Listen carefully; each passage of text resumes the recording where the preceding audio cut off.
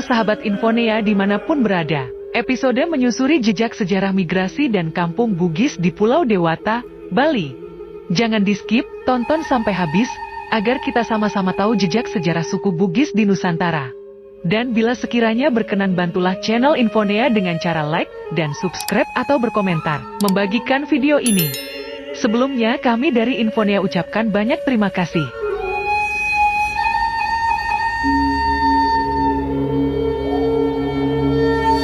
Migrasi suku Bugis ke berbagai daerah, baik di dalam dan di luar Indonesia, adalah tradisi dengan sejarah yang panjang. Pada awal abad ke-15, Bugis telah menyebar ke pantai timur Pulau Sumbawa dan mengambil peran penting di berbagai bidang, termasuk perdagangan, agama, administrasi, dan lain-lain. Peran yang sama dilakukan oleh etnis Bugis di daerah seperti Bali, Madura, Kalimantan, Pantai Utara Jawa, Aceh, Singapura, Perak, Johor, Riau, Papua, Alor, dan Timor Leste. Seperti yang dinyatakan di atas, salah satu daerah tempat Bugis bermigrasi adalah Bali. Pada pertengahan abad ke-17, sudah ada kontak antara Bugis dan Bali. Saat ini, di hampir semua kabupaten di Bali, ada pemukiman Bugis, termasuk Suwun di Pulau Serangan, Kepaon di Denpasar, Tuban, Tanjung Benoa, Angansiga, dan Petang di Badung, dan berbagai daerah lainnya. Akibatnya, ada pertemuan berbagai kelompok, tradisi, dan kebiasaan etnis yang berbeda, interaksi antar budaya dan intelektual semacam itu tidak dapat dihindari. Dengan kontak ini, hubungan Bugis telah menyesuaikan diri mereka tinggal bersama orang-orang Bali, sambil tetap menjaga identitas dan kebiasaan mereka. Bukan rahasia lagi Bugis memiliki abad-abad pengalaman dengan migrasi atau sompe. Ini tidak dapat dipisahkan dari keahlian dalam berlayar yang mereka miliki, terutama di daerah pesisir. Suku Bugis tidak hanya bertempat laut dekat pantai, juga tersebar di daratan rendah dan di pesisir pantai. Dengan pengalaman dan kemampuan berlayar mereka, tujuan para migran atau pasompe Bugis ini bervariasi, mencakup dari semenanjung Sulawesi Selatan ke Indonesia Timur dan Barat, dan bahkan negara-negara tetangga seperti Malaysia dan Australia. Migrasi juga terjadi saat Bugis diasingkan oleh Belanda. Misalnya, pada tokoh karismatik Syekh Yusuf Al-Makassari yang diasingkan ke Afrika Selatan. Tindakan tersebut disebabkan oleh ketakutan pemerintah Belanda tentang pengaruhnya dan potensi untuk memicu resistensi. Bugis di Pulau Bali setidaknya 3 jenis sumber dapat, meliputi cerita rakyat dan sejarah, atau sejarah tradisional.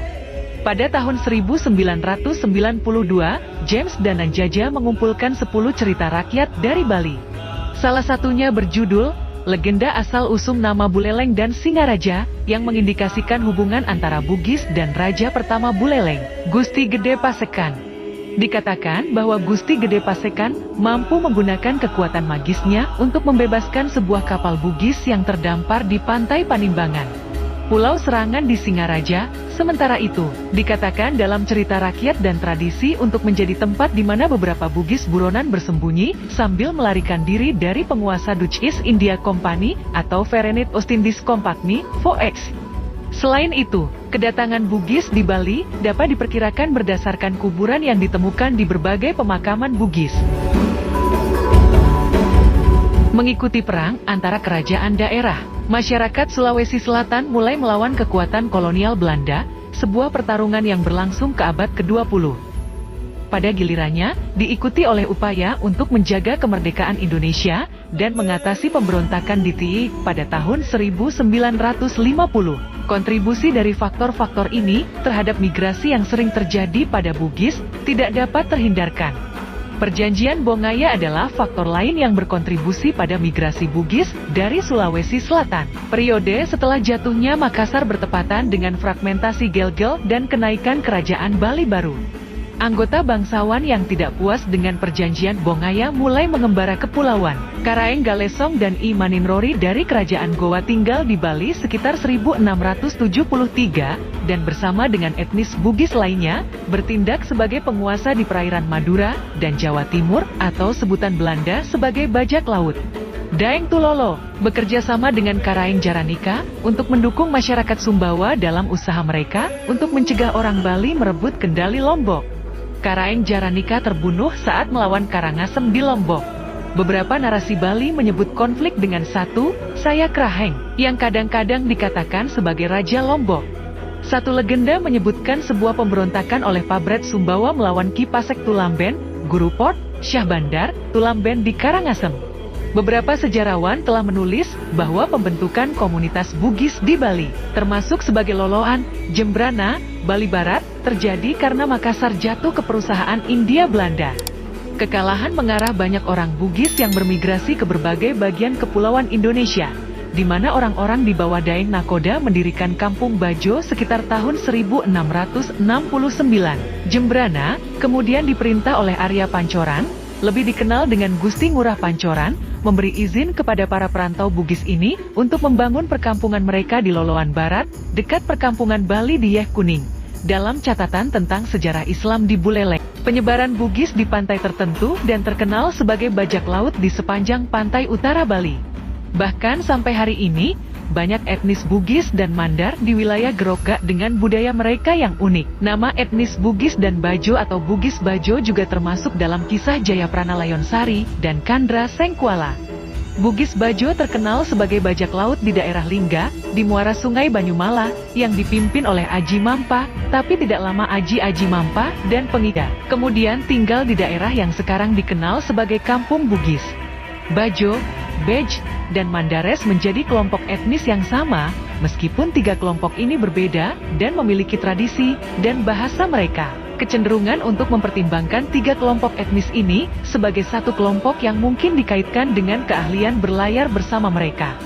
Dalam catatan Belanda komunitas ini, pemberontak pada tahun 1808. Migrasi Bugis di Kepulauan Indonesia, termasuk Bali, adalah politik. Di era perang antara kerajaan lokal dan kerajaan Goa Talo dikalahkan oleh pasukan Belanda. Meski begitu, bahkan di permukiman baru mereka, termasuk di Bali, Bugis tidak dapat melepaskan masalah politik lokal. Dalam beberapa kasus, mereka bahkan mengambil peran penting dalam isu-isu ini. Misalnya, pada tahun 1660, selama perang antara kerajaan Singaraja di bawah Den Bukit dan kerajaan Jembrana di bawah Arya Pancoran, banyak senjata dari Makassar, termasuk senapan, digunakan oleh pasukan Bali, menyebabkan persahabatan yang kuat antara komunitas Bugis dan keluarga Gusti Ngurah Pancoran, Jembrana melalui barter dan perdagangan. Dalam kejadian lain, kerajaan Tabanan di bawah Kokorde menyerang kerajaan Jembrana, namun dikalahkan karena pasukan Bugis memperkuat orang-orang Jembrana. Pada tahun 1715, ketika Jembrana diperintah oleh Gusti Ali Takmung, sebuah keputusan lisan dikeluarkan yang memberi Muslim kebebasan untuk agama mereka.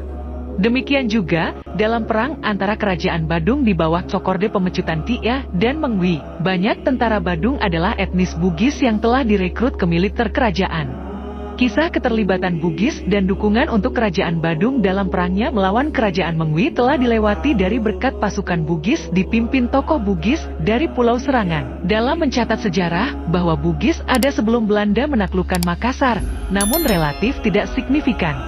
Perdagangan awalnya dikembangkan oleh orang-orang tulang yang tinggal di Cenrana, Bajo, dan Kajuara, serta pelaut Wajo yang melakukan perjalanan dari Danau Tempe, bermuara Sungai Cenrana. Dan mereka berlayar dari dermaga kecil mereka di Doping, Peneki, dan kebanyakan mencolok Makassar. Ada pula tradisi membaca-baca doa, catatan sejarah kekerabatan Bugis dan Bali setiap selesai Syalat Hari Raya Idul Fitri. Tradisi inilah yang memperkuat kerukunan hidup beragama. Dan hingga kini, tradisi tersebut masih dipelihara.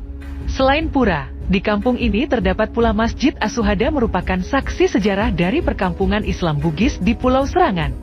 Masjid ini diperkirakan didirikan pada abad ke-17 Masehi. Dalam sejarah asal permukiman tersebut selalu terkait dengan kedatangan seorang bangsawan bernama Syekh Haji Mu. Bugis menetap di Pulau Serangan, mereka meminta izin untuk membangun rumah ibadah kecil. Namun sang raja berkata, "Jangan hanya membangun musala, membangun masjid, saya akan menyiapkan semua materi. Kapanpun Anda ingin membangun masjid, saya memiliki perkebunan jati." Akhirnya masjid pun dibangun, yang pada awalnya kecil dan hanya bisa menampung beberapa jamaah. Berselang beberapa jamaah terus bertambah, masjid pun direnovasi dan diperluas untuk menahan ratusan jamaah. Masjid yang ditamai Masjid Asyuhada. Kehadiran sebuah masjid di Pulau Serangan sangat menarik. Menurut Raja Pemecutan 9, masjid ini merupakan yang pertama di Kerajaan Badung. Muhammad Ali Fadilah, seorang ahli arkeolog yang telah meneliti kuburan di Serangan sejak tahun 1986. Menurut Fadilah, bahasa Bugis yang digunakan pada kuburan ini, yang ditulis dalam bahasa Arab, disebut Ugi Esrang.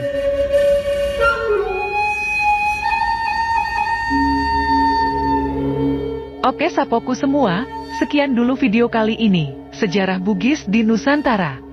Nantikan video berikut dari Infonea. Bila berkenan tinggalkan like, subscribe, atau komentar. Dengan akhir kata, Assalamualaikum warahmatullahi wabarakatuh.